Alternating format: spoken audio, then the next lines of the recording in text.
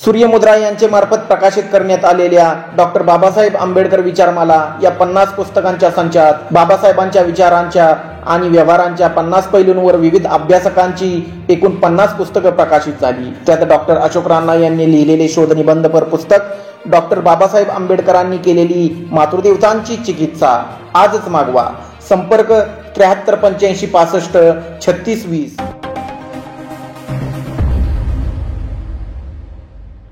नमस्कार मित्रांनो. काल आपण कुंभ आणि कापालिक या विषयावर जो भाग पाहिला त्याच्यामध्ये कापालिक संप्रदायाबद्दलची माहिती दिली होती. कापालिक हा शब्द कपाल, नरकपाल, मानवी कवटी या शब्दाच्या अर्थावरून आलेला आहे आणि हा संप्रदाय पाशुपत, कालामुख या संप्रदाय संबंधित आहे. या संप्रदायाच्या संस्थापकाचा उल्लेख लकुलिश किंवा लगुलिश असा येतो आणि हा गुजरात मधला होता अशी माहिती मिळते. तर त्याच्या हाती एक लाकूड आहे, म्हणजे सोटा ज्याला आपण म्हणू, आणि त्यावरून ते नाव पडलं आहे अशा प्रकारची माहिती मिळते. आता हा संप्रदाय 8व्या शतकातला आहे आणि 8व्या ते 13व्या शतकात तो बहरला. आपल्या महाराष्ट्रात सुद्धा तो होता याचा पुरावा आपण कपालेश्वर मंदिर जे नाशिकचं आहे त्यावरून आपल्याला स्पष्ट दिसतं आणि काही ठिकाणी तशा प्रकारच्या प्रथा परंपरा आहेत. आपल्या चाळीसगाव जवळ, चाळीसगाव हा जळगाव जिल्ह्याचा तालुका आहे, त्याजवळ जे पाटणादेवी मंदिर आहे त्या पाटणादेवी मंदिराच्या अलीकडे एक शिवमंदिर आहे. त्या ठिकाणी हेमाडपंथी मंदिर असा उल्लेख पुरातत्व विभागाने लावला आहे.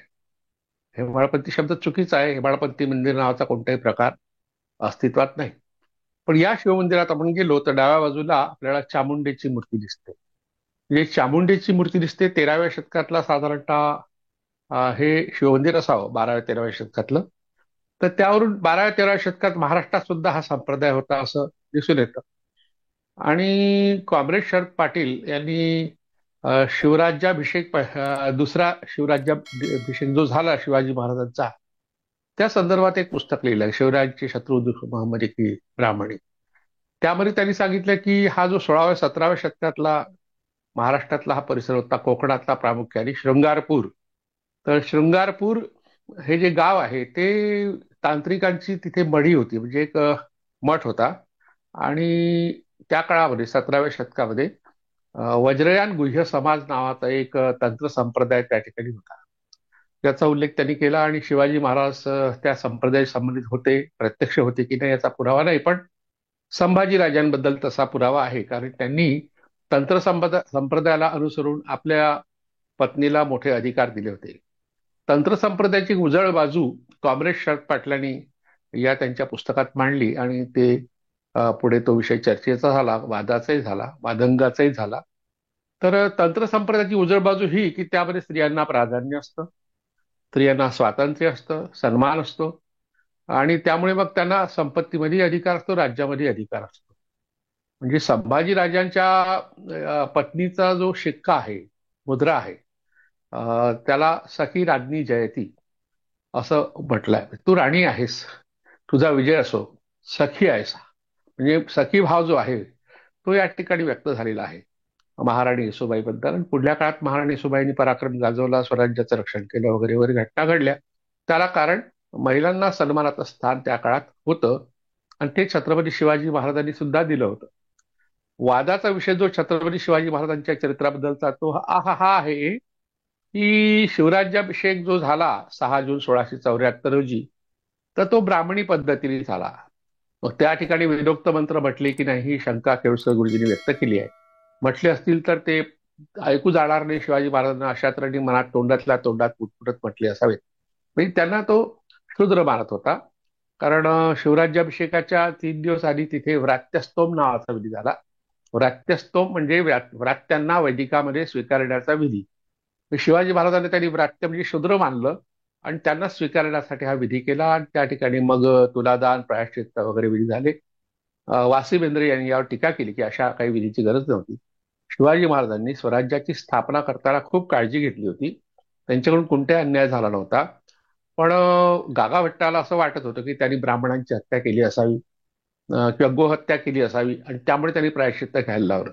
हे चुकीचं होतं, हे वासी बेंद्रेंनी सांगितलं. आता हा अलीकडला इतिहास आहे, 16व्या-17व्या शतकातला इतिहास आहे. तर यात एक उल्लेख त्यांनी शरद पाटलांनी केला. वज्रयान गुह्य समाज नावाची जी शाखा महाराष्ट्रात तेव्हा होती ती बौद्ध धर्माची शाखा होती.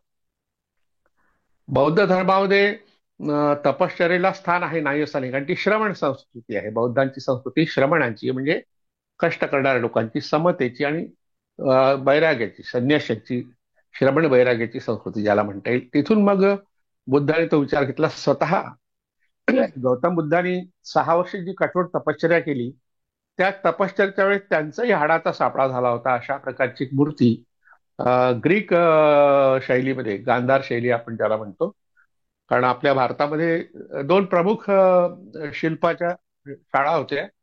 एक कंदाहार, आजचं जे कंदाहार आहे अफगाणिस्तानबद्दल, गांधार त्याला पूर्वी म्हणायचे, आणि मथुरा शैली होती.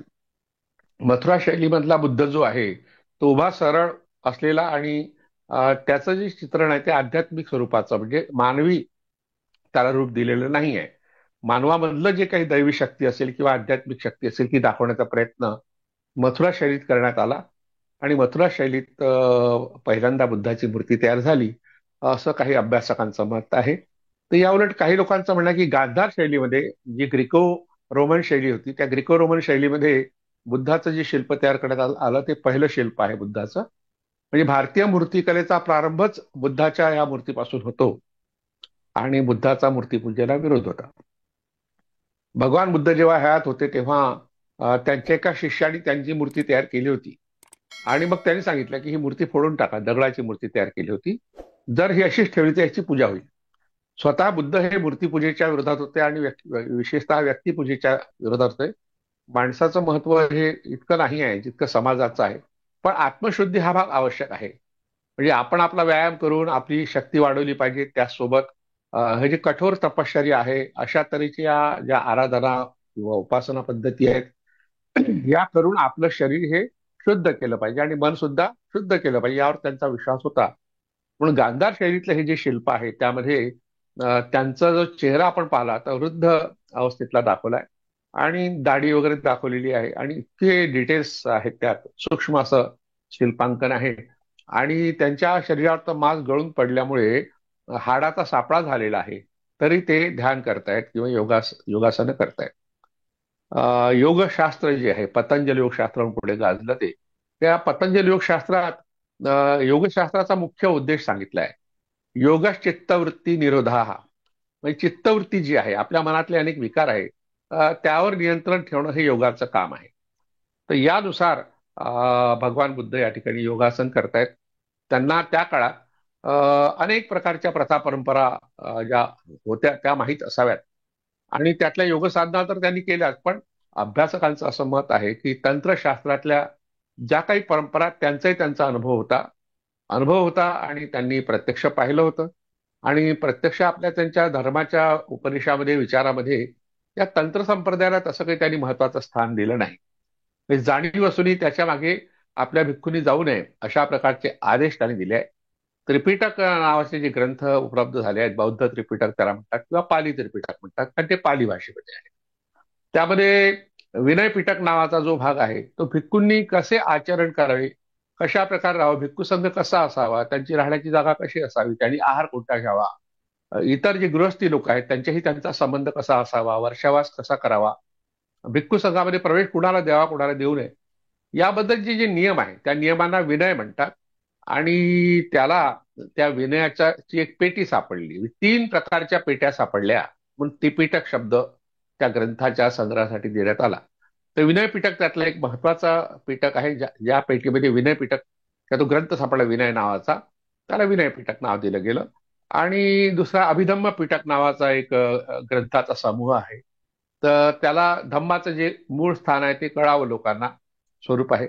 आणि सुत्त पिटक नावाचा तिसरा जो ते पिटकातला ग्रंथ संग्रह आहे त्याला सुत्त पिटक, म्हणजे भगवान बुद्धाच्या विचाराची सूत्र आहेत, सूत्रबद्ध मांडणी त्यात आहे. आणि त्याच्यामध्ये आणखी काही ग्रंथ आहेत, निकाय नावाचे ग्रंथ आहेत. तर त्या अशा एका निकाय ग्रंथामध्ये वज्रयान गुह्य समाजाची सगळी सूत्र आपल्याला आढळतात. सद्धर्म पुंडरीक नावाचा जो एक ग्रंथ आहे बौद्ध धर्मामध्ये अतिशय महत्वाचा आहे. पुंडरीक या शब्दाचा अर्थ होतो पांढरा कमळ, आणि पांढरा कमळ हा शब्द या ठिकाणी बोधिसत्वासाठी वापरलाय. बोधिसत्व ही संकल्पना महायान पंथातली आहे. आणि जेव्हा पहिली धम्मी संगीती झाली, तिसरी प्रामुख्याने सम्राट अशोकाच्या वेळी तिसरी झाली.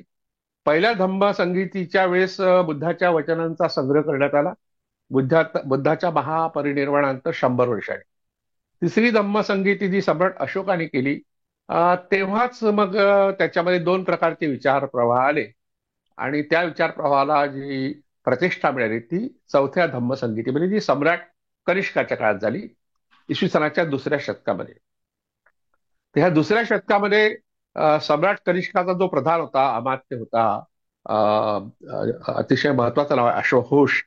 या अश्वघोषाने बुद्ध चरित्र लिहिलं, म्हणून आपण आता बुद्ध चरित्राकडे जे पाहतो ते अश्वघोषाच्या ग्रंथाकडून पाहतो. आता यावेळेस एक गोष्ट महत्वाची झाली की पाली भाषा ही आहे, तिचं जे महत्व बौद्ध धर्मामध्ये होतं ते कमी झालं, कारण अश्वघोषाने जे बुद्ध चरित्र लिहिलं ते संस्कृत भाषेत लिहिलं. मित्रांनो, नवे पुस्तक लोकायत प्रकाशनाने प्रकाशित केलेले डॉक्टर अशोक राणा लिखित मिथक साहित्य व संस्कृती आजच मागवा. संपर्क 8484 97 78 99. कारण अश्वघोषाने जे बुद्ध चरित्र लिहिलं ते संस्कृत भाषेत लिहिलं. आणि त्यानंतर मग जे काही ग्रंथ लिहिले गेले, संदर्भ पुंडलिक म्हणा की अनेक ग्रंथ हे संस्कृत भाषेत लिहिले गेले आणि पाली भाषा मागे पडली. एवढंच नाही झालं, भाषेपुरतं ही काही घटना सीमित राहिली नाही, तर बुद्धाचंही महत्व कमी झालं. कारण बोधिसत्व संकल्पना तेव्हा उदयाला आली आणि ती बोधिसत्व संकल्पना अशी होती की जो समाजाच्या हितासाठी कार्य करतो, स्वतःच्या हिताचा विचार फारसा करत नाही, त्यागी असतो, भोगी नसतो आणि व्यक्ती केंद्रित नसतो. म्हणजे बुद्ध आणि बोधिसत्व ह्या दोन संकल्पनामधला भेद हा अश्वघोषाच्या या ग्रंथामधून पुढच्या अनेक ग्रंथातून दिसून पडतो. बुद्धाच्या पेक्षा बोधिसत्वाचं महत्व जास्त आहे. बुद्ध हा स्वतःच्याच प्रगतीसाठी कार्य करतो. जे काही योग साधना असतील किंवा आणखी काही विचार असतील ते स्वतःच्या शुद्धी करता, आत्मशुद्धी करता, शरीर शुद्धी करता आणि आपल्या व्यक्तिमत्वाच्या विकासासाठी करतो. पण बोधिसत्व जो असतो तो मात्र सर्वांच्या हिताचा विचार करतो, समाजाच्या हिताचा विचार करतो. पण बोधिसत्व ही संकल्पना अतिशय महत्वाची ही महायान पंथामध्ये मांडली गेली. आणि या बोधिसत्व होण्याकरता मग कोणकोणत्या गोष्टी कराव्या लागतात, बोधी प्राप्त होण्याकरता काय करावं लागतं. बोधी म्हणजे ज्ञान.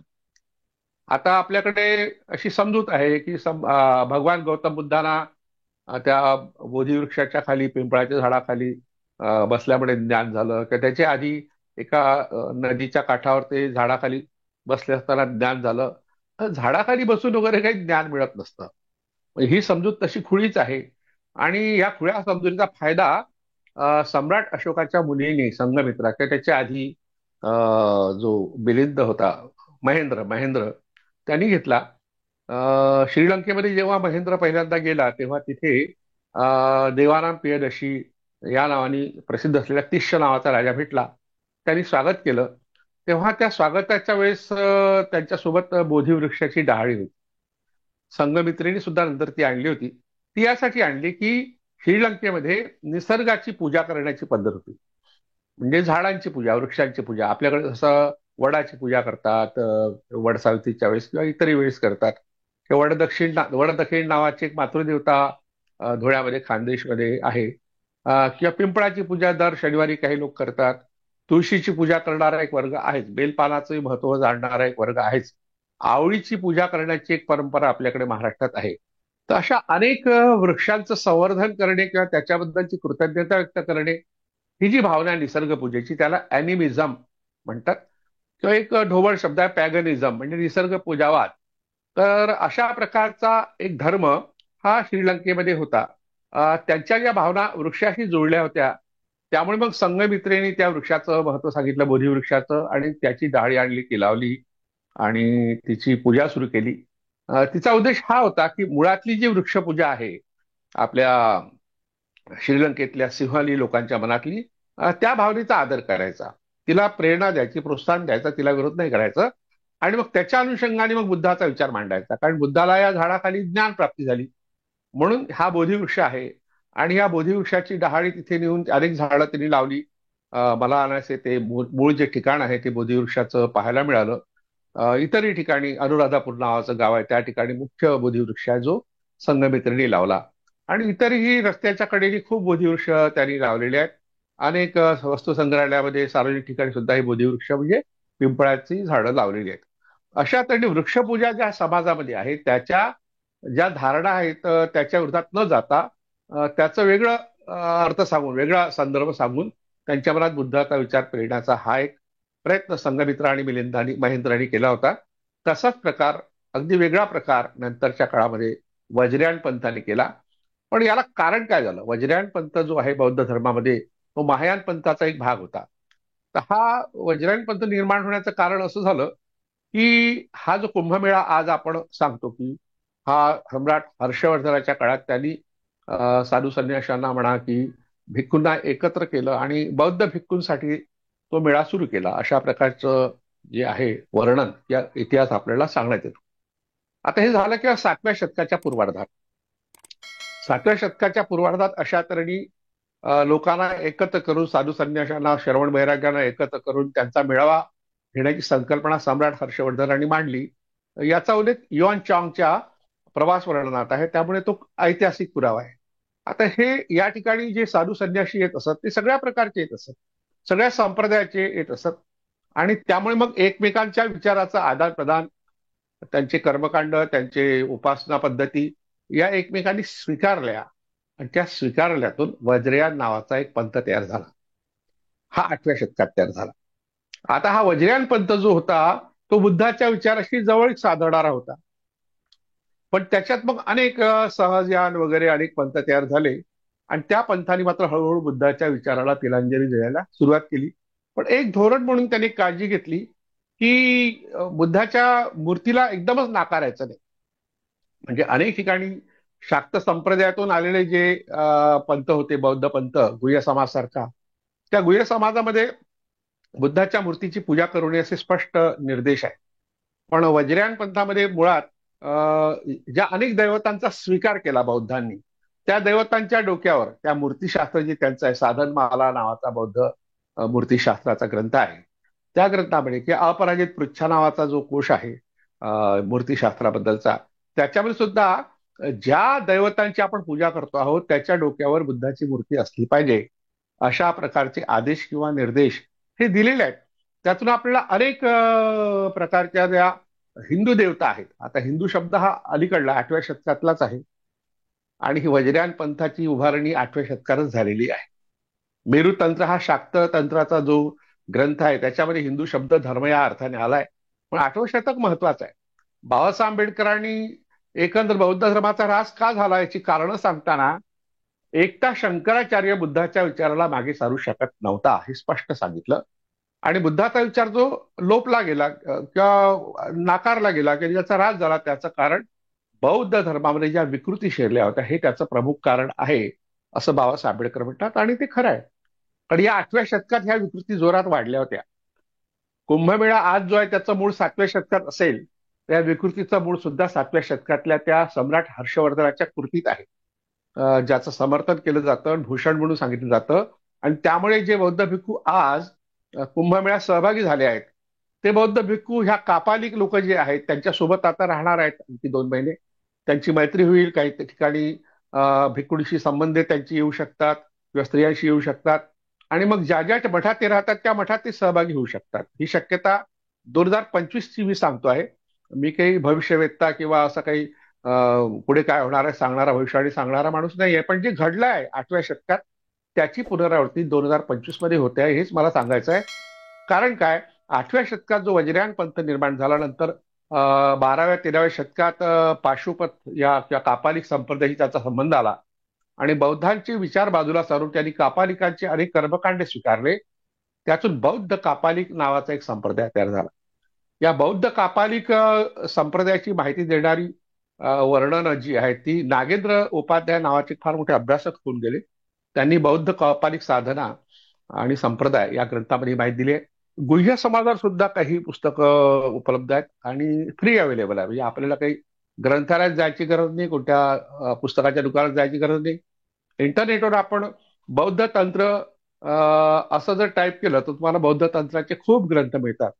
अगदी बौद्ध तंत्र कोश सुद्धा मिळतो आणि त्यामध्ये कापालिकांची माहिती प्रामुख्याने मिळते. जे कापालिक नरकपालामधून मांस भक्षण करीत असत, दारू पित असत किंवा अन्न ग्रहण करीत असत किंवा पाणी पित असत, अगदी त्या सगळ्याच्या सगळ्या प्रथा बौद्ध तंत्रामध्ये आलेल्या आहेत. बौद्धांनी सुद्धा कापालिक या संप्रदायाचा स्वीकार केला होता, याचा पुरावा आहे. नंतर येतात निवड ग्रंथ नाही, ग्रंथाबद्दल आक्षेप कोणी घेऊ शकतं की हे ग्रंथ कपोल कल्पित आहे, गपोड गाथा आहे, काही काही शब्द आपण वापरतो.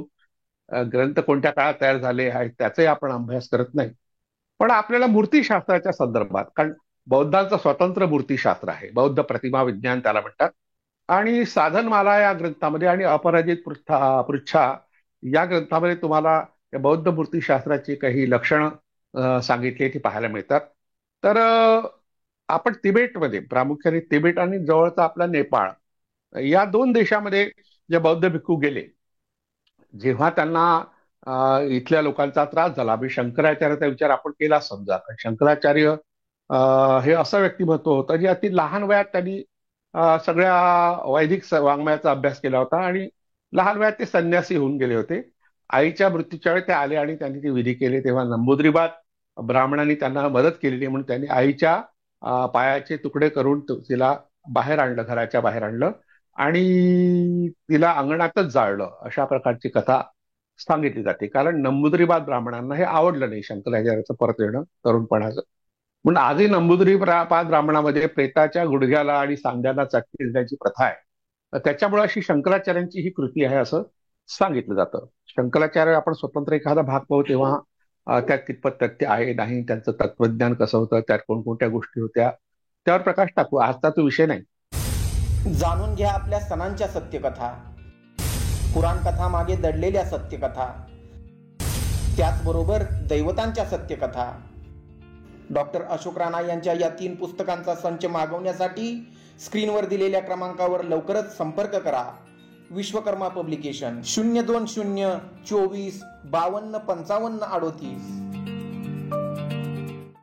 पण शंकराचार्यांनी पूर्ण भारतभर भ्रमण केलं, तिथल्या प्रवाशांसोबत व्यापाऱ्यांसोबत ते फिरले, तेव्हा त्यांना जे काही धोके लक्षात आले, तेव्हा आपण वैदिकांना एकत्र केलं पाहिजे. वैदिकांच्या नावाखाली किंवा हिंदू धर्म शब्द तेव्हा प्रचलित झाला असावा, 8व्या शतकात मेरुतंत्र या ग्रंथामध्ये सापडतो. तर त्यांनी मग 4 ठिकाणी 4 पीठं स्थापन केली. द्वारकापीठ आहे किंवा पुरीचं आहे किंवा शारदापीठ आहे इकडलं काश्मीरमधलं, किंवा कांचीपुरमचं जे शारदापीठ आहे ते, अशा 4 पीठाची त्यांनी स्थापना केली असं सांगितलं जातं. त्या निमित्ताने बरेच लोक जे बौद्ध भिक्खू आहेत ते शंकराचार्यांच्या संप्रदायात सामील झाले असावेत आणि त्यामुळे मग बौद्ध धर्म हा निश्चेष झाला असं सांगण्यात येतं. निश्चेष म्हणण्यापेक्षा ऱ्हास झाला, त्याचं मूळ स्वरूप काही शिल्लक राहिलं नाही. आणि मग जे हल्ले झाले, या नागा साधूंचा आपण आता उल्लेख करतो सातत्याने, या नागा साधूंनी त्या काळामध्ये शंकराचार्यांना मदत केली होती असं म्हणतात. किंवा त्यांनी शंकराचार्यांनी नागा साधूंचे हे आखाडे वगैरे तयार केले, अशाही प्रकारची कथा सांगितली जाते. त्यात कितपत तथ्य हा वेगळा. पण हे नागा साधू जे आहे ते शैव संप्रदायाचे आहे प्रामुख्याने आणि ते शंकराला मानतात. तर शंकराच्या जागी त्यांनी बुद्धाची स्थापना केली आणि जे बौद्ध होते इथले मूळ, ते त्यांना मारलं, त्यांच्यावर हल्ले केले. त्यांच्या आधी शस्त्र असतात आणि बौद्ध भिक्खूंना शस्त्र बाळगण्याची परवानगी नव्हती. मग ते त्यांच्या संप्रदायात विलीन झाले. त्यातून कापालिक, बौद्ध कापालिक नावाचा संप्रदाय तयार झाला. तो 8व्या शतकात, वज्रयान पंथाच्या नंतरचा 8व्या ते 12वं शतक, 13वं शतक हा साधारणतः कापालिक संप्रदायाच्या उगमाचा किंवा पसरण्याचा बहराचा काळ आहे असं मानलं जातं. तर जे बौद्ध होते त्यांनी कापालिक हा जो संप्रदाय शैव संप्रदायाचा, त्याचा स्वीकार केला आणि बौद्ध कापालिक नावाचा वेगळा संप्रदाय उदयाला आला आणि तिथून बुद्धाच्या मूर्ती नाहीशा झाल्या. पण त्या कुठे राहिल्या? जी दैवत या कापालिक, बौद्ध कापालिकांनी स्वीकारली, त्यांच्या डोक्यावर त्यांच्या मूर्ती कोरण्याची प्रथा सुरू झाली. जसं आता अवलोकितेश्वर नावाचं अतिशय प्रसिद्ध असं दैवत आहे बौद्ध धर्मामध्ये आणि ज्या कथा उपलब्ध आहे, जी मिथक आहेत, त्यातून शिवाच्या एकंदर स्वरूपावरून अवलोकितेश्वर हे दैवत तयार झालं असं सांगण्यात येतं. काही ठिकाणी विष्णूच्या स्वरूपावरून ते तयार झालं असं सांगण्यात येतं आणि त्याच्या डोक्यावर मग बुद्धाची मूर्ती दाखवण्यात येते, ती प्रथा आहे. जपानमध्ये किंवा चीनमध्ये त्याला त्याचं स्त्रीरूप आहे ते कॉन इन किंवा कॅनॉन. आपण कॅनॉनचे कॅमेरे, कॅनॉनचे झेरॉक्स मशीन किंवा इतर इलेक्ट्रॉनिक वस्तू ज्या कॅनॉन या कंपनीच्या आहे, ते कॅनॉन नाव जे आहे ते कॉन इन नावाच्या देवतेवरून आलं आहे. ती अवलोकितेश्वराची पत्नी दाखवली आहे. काही ठिकाणी अवलोकितेश्वर आणि मंजुश्री ह्या बोधिसत्वाशी एकरूपता दाखवली गेली आहे. तो आणखी फार छान इंटरेस्टिंग विषय आहे. तर यातून एक गोष्ट स्पष्ट दिसते की बौद्धांनी शैव किंवा शाक्तांच्या देवता स्वीकारल्या. शाक्तांचाही उल्लेख मी यासाठी करतो कारण महाकाली किंवा काली माता ह्या दशमहाविद्यामध्ये महाकाली नावाची एक मातृदेवता आहे. आणि आता कालिका नावाचं तिचं जे रूप आहे तर ते विक्राळ आहे, नग्न अशी ती आहे. आणि तिच्या गळ्यात नरमुंड माळा आहेत, तिच्या कमरेला हातांच्या माळा आहेत, तिच्या एका हातामध्ये ब्राह्मणाचं शेंडी पकडलेली आहे, एका हातात त्याचं रक्त ती प्राशन करते आहे. अशी अकराळ विक्राळ जी कालीमाता तयार झाली तंत्र संप्रदायातून, तिचा स्वीकार नंतरच्या काळात बौद्धांनी केला. तिचं नाव पुढे मग कधी भ्रुकुटी नावाने ते प्रसिद्ध आहे, किंवा काही ठिकाणी तारा. तारेचे 3 ते 4 प्रकार आहेत. श्वेत तारा, हरित तारा, नील तारा, रक्त तारा, म्हणजे रेड रेड तारा, ग्रीन तारा, व्हाईट तारा, असे प्रकार सांगितले जातात. तारानाथ नावाचा एक फार प्रसिद्ध असा एक बौद्ध भिक्खू होऊन गेला. त्यांनी या तारा संप्रदायाची माहिती लिहून ठेवली आहे. ती इंग्रजी भाषेत उपलब्ध आहे, मराठीत अजून ही माहिती आली नाही. तर अशा तऱ्हेच्या अनेक मातृदेवता सुद्धा बौद्धांनी त्या काळात स्वीकारल्या, बौद्ध कापालिकांनी. आणि महाकाल, ज्याला आपण भैरव म्हणतो, त्या महाकाल नावाचं एक दैवत त्यांनी स्वीकारलं. त्या दैवताच्या डोक्यावर सुद्धा बुद्धाची मूर्ती आहे. बाजूला कवट्या आहेत, म्हणजे मानवी कवट्या सुद्धा त्याच्या डोक्यावर दाखवल्या गेल्या. म्हणजे कापालिक आपण आहोत हे दाखवण्याकरता अशा तऱ्हेच्या मानवी कवट्या ते आपल्या गळ्यात सुद्धा घालत असत, हातात ठेवत असत आणि डोक्यावर सुद्धा बांधत असत. तर तसंच यमारी नावाचं एक दैवत आहे बौद्धांमध्ये, तांत्रिक बौद्धांमध्ये, कापालिकांमध्ये. आणि यमांतक नावाचं एक दैवत आहे. तर हे जे दैवत आहे हे सुद्धा अशा तऱ्हेने शिवाचं रूप किंवा यमाचं रूप, यमाबद्दल आपण यापूर्वी माहिती पाहिली, तर यमाचं रूप म्हणून ते दाखवलं. त्याच्याही डोक्यावर मानवी कवट्या आहेत. आणि मग कापालिकांचं किंवा तंत्र संप्रदायाचं एक महत्वाचं वैशिष्ट्य असं की स्त्री पुरुष संबंध, आणि या संबंधातून आपल्याला एक वेगळी शक्ती मिळते, ऊर्जा मिळते. आणि ध्यानाचा तो एक प्रकार मानला गेला. त्यातून युम नावाची एक मातृदेवता तयार झाली. तिची शिल्प सुद्धा मोठ्या प्रमाणात तिबेटमध्ये आहेत, नेपाळमध्ये आहेत. आपल्या महाराष्ट्रामध्ये मुंबईला जे छत्रपती शिवाजी महाराज वस्तू संग्रहालय आहे, त्यामध्ये बौद्ध धर्माचा एक स्वतंत्र विभाग करण्यात आला अलीकडे. त्यात तिबेटी मूर्त्या आहेत. मी 2-3दा ते अलीकडे पाहिलं संग्रहालय. त्या तिबेटी ज्या बौद्ध संप्रदायाच्या मूर्ती आहेत त्या ठेवल्या आहेत. म्हणजे आपण अमरावती आपल्या महाराष्ट्रात असू, मुंबईत असू, तर ते पाहू शकतो. तर यावरून असं दिसतं की बौद्ध कापालिक नावाचा संप्रदाय हा त्या काळात प्रचलित होता. 8व्या ते 12व्या-13व्या शतकापर्यंत तो बहरला होता. आणि पुढे मग गुह्य समाजामध्ये त्याचं आणखी वेगळं रूपांतर झालं, त्या बुद्धाला नाकारण्यात आलं. अशा प्रकारची माहिती आपल्याला एकंदरीत यातून मिळते. आणि मग बाबासाहेब आंबेडकरांनी याचा निषेध केलेला आहे या सगळ्या गोष्टीचा, की यातून बुद्धाचा विचार मागे पडला. आणि मग आपण आज जो बुद्ध स्वीकारला आहे त्याचं रूप फार वेगळं होतं मुळात. म्हणजे ज्या लोकांनी मांडलं होतं पहिल्या शतकामध्ये, नंतर 8व्या शतकात काही बदल झाले, नंतर 13व्या-14व्या शतकात काही बौद्ध धर्मात बदल झाले. तर आपल्या 8व्या शतकात तर बौद्ध धर्म दिसत नाही कुठे, त्याच्या आधी दिसतो. 5व्या शतकात अट्टकथा लिहिल्या गेल्या. या अट्टकथा म्हणजे त्रिपिटकांच्या मधल्या ज्या तत्व आहेत त्याचा आशय सांगणाऱ्या कथा आहेत. म्हणजे बुद्धाच्या या बुद्ध चरित्रानंतरच्या 300 वर्षानंतर अट्टकथा लिहिल्या गेल्या. त्या अट्टकथामध्ये सुद्धा आपल्याला काही प्रमाणात तंत्र संप्रदायाचे अवशेष सापडतात. आणि 8व्या शतकात स्पष्टपणे तंत्र संप्रदायाशी संबंध, कापालिकांशी संबंध बौद्धांचा आला. बौद्ध कापालिक नावाचा एक ग्रंथ, एक संप्रदाय तयार झाला. त्याच्यावर बाबासाहेब आंबेडकरांनी लिहिलं नाही फारसं. म्हणजे त्यांना लिहायची इच्छा होती, पण ते जास्त काळ जगले नाही. पण त्यांनी जाण्यापूर्वी एक ग्रंथ लिहिला, रीडर्स इन हिंदुइझम. आणि त्या रीडर्स इन हिंदुइझम हा ग्रंथ सप्टेंबर 1956 मधला आहे. तो पूर्ण नाही आहे, पूर्णावस्थेत नाही आहे. पण त्याच्यामध्ये त्यांनी कालिका पुराणातल्या एका रुधिराध्यायावर भाष्य केलंय. आणि त्यामध्ये ह्या ज्या शाक्त संप्रदायामध्ये विकृती होत्या त्या का आल्या त्याचा उहापोह केलाय. प्रत्यक्ष त्यांच्या पुराणातल्याही तपशिलाचा आधार घेतला. आणि त्यांचे एक न्यायाधीश मित्र होते, ते बंगालमधले होते. तर त्यांच्याही माहितीवरून त्यांनी हे पुस्तक लिहिलं. या पुस्तकाचा गैरवापर हिंदूंच्या विरोधात काही बौद्ध विचारवंत, वक्ते, लेखक करत असतात, पण त्यांना हे माहीत नाही. या सगळ्या प्रथा आणि परंपरा या बौद्धांमध्ये सुद्धा होत्या. बौद्ध कापालिक नावाचा एक संप्रदाय होता. पुढे आपण नंतर मी या विषयावर एक लेख लिहिला, मोठा लेख लिहिला, बाबासाहेब आंबेडकरांनी केलेली मातृदेवतांची चिकित्सा. मुंबई विद्यापीठाने 2021 मध्ये जानेवारीमध्ये एक स्त्रीवाद विषयांक काढला होता. त्यामध्ये माझा संपूर्ण लेख जवळपास 56 पानाचा लेख आहे, तो प्रकाशित केला. नंतर स्त्रीवाद नावाचं एक पुस्तक हारती प्रकाशनाने प्रकाशित केलं, त्यातही हा लेख आहे. अलीकडे सूर्यमुद्रा प्रकाशनाने त्याचं एक छोटेखानी पुस्तक काढलं, त्यामध्ये हा लेख आहे. तर पुढच्या भागामध्ये आपण त्या पुस्तकावर चर्चा करू. या ठिकाणी एवढं पुरेसं आहे असं मला वाटतं. धन्यवाद.